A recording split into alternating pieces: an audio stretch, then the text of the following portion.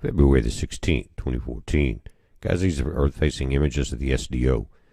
We've had an M1 flare, which is not strong right there. You see it, but then it created a coronal mass ejection, and that is definitely Earth-facing. The satellites have not picked up the energy. It's not on the flare tracker yet. Possibly by later this afternoon it will be. But what we got, I'll pull it up and we'll take a look at it. We've got these three areas. To the far right is still our X-flare capable area. Here we have filaments that are the four twisters there, 5 twisters you see in a row. Right there. Now, again, as that comes under, take a look at these darker areas under the, and these are filaments, guys. You have one to the left, then a huge U-shaped one right there. That's unusual, and it's connecting those two dots. Let's hope it stays intact because that one's large.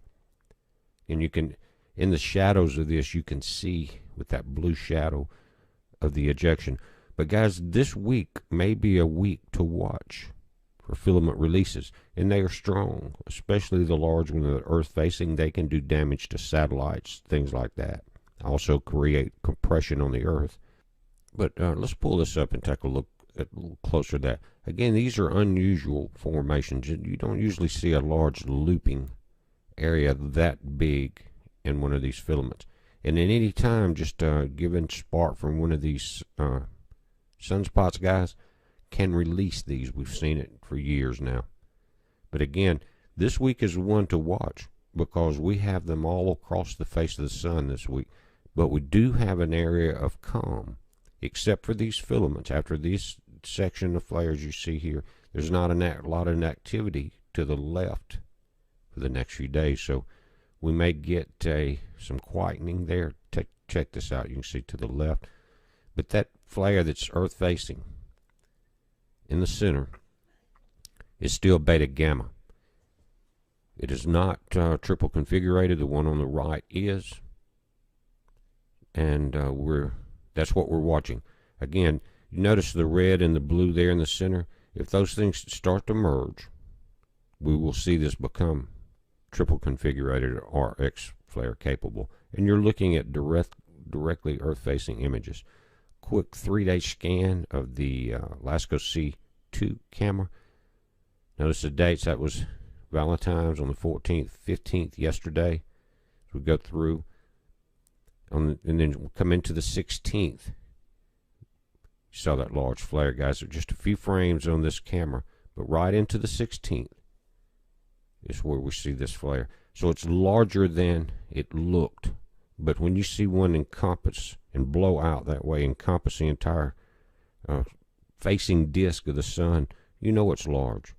Now, I wanted to do some math while I'm here on Comet Linear's approach. This is in May this year, May 24th. The Earth is moving forward at 67,000 miles per hour. It will take 30 hours to pass through Comet Linear's debris field. I'm trying to put together the math here. So what does that tell us about the size of the field? That's my point. Notice in the center of this debris field, where it's darker red and orange yellow, that is what they're considering to be the thickest part, the most debris. Now, in one day, not 30 hours, the Earth will travel 1.6 million miles. You can look this up. It's available information. So, what is it saying? Concerning the Earth's motion about the sun, each year, 365.26 days, every one of us travel 584 million miles. That's 1.6 million per day. This means that a debris field is 2 million miles wide. It's actually 2,010,000 miles wide to get it right down and accurate. That's a wide debris field, guys. Now, the comet is not supposed to hit the Earth. It's going to pass over the Earth and dive in front of us before we get to that crossing point. You see what I'm saying? But just a few days after the passing this year, I'm talking about it's close, about 1.5 million miles, which is close in space. The sun is 92 million miles away. Now, the size of the nucleus is varied. On one report, they have it up to 31 miles wide. Another says 3.1 miles. Some say 600 meters. We were told our sun was 3.1 miles wide. We were lied to. The rocks, as it broke apart and came around the sun, were hundreds of miles wide each in that debris field. easily. So what are we going to be dealing with here, guys? That this is, again, we're looking at the 24th.